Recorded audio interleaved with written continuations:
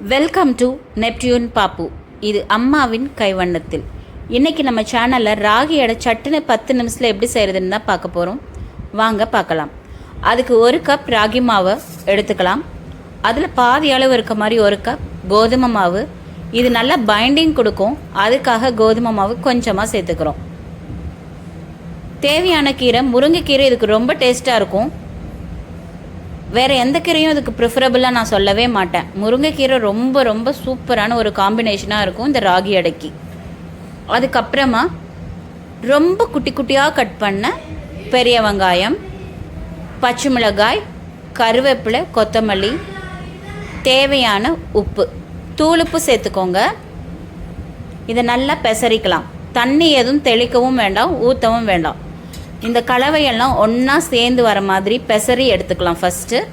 அதுக்கப்புறமா தண்ணியை கொஞ்சம் கொஞ்சமாக சேர்த்துக்கலாம். ஒரே அடியாக தண்ணியை சேர்த்துக்க கூடாது, இல்லைன்னா ரொம்ப தண்ணியாட்டம் போய்டும், தோசை மாவு மாதிரி ஆகிடும். நம்ம அடை மாதிரி இது தட்டி எடுக்க போகிறோம்.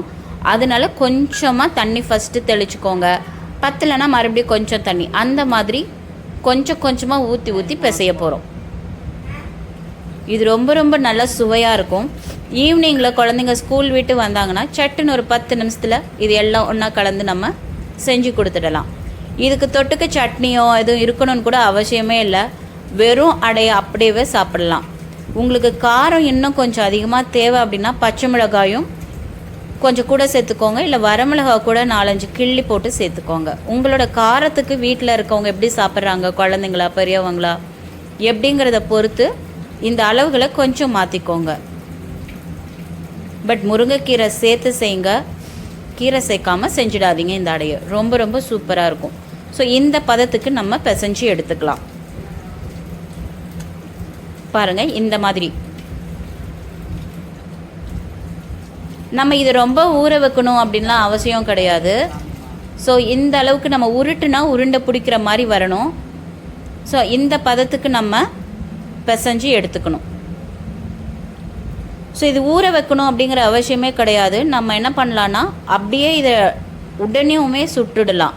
இந்த அடையை பக்கத்தில் ஒரு கிண்ணத்தில் தண்ணி எடுத்து வச்சுக்கோங்க. கையில் தண்ணியில் அந்த கையை நனைச்சிக்கிட்டு மாவை எடுத்து சூடான தவாவில் போட்டு தட்டி எடுங்க. கையில் ஒட்டுற மாதிரி இருந்தால் கொஞ்சம் தண்ணி மறுபடியும் அந்த பாத்திரத்தில் இருக்க தண்ணியில் கையை விட்டு அலம்பிட்டு மறுபடியும் அதில் தட்டுங்க.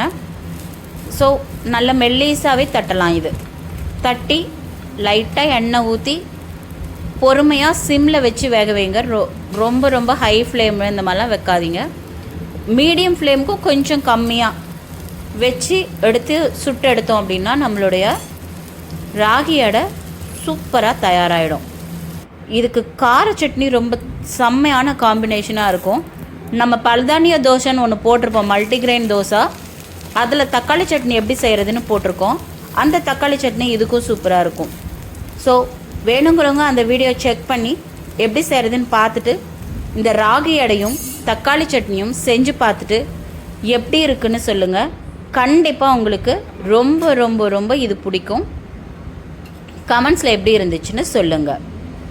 தேங்க்யூ ஃபார் வாட்சிங்.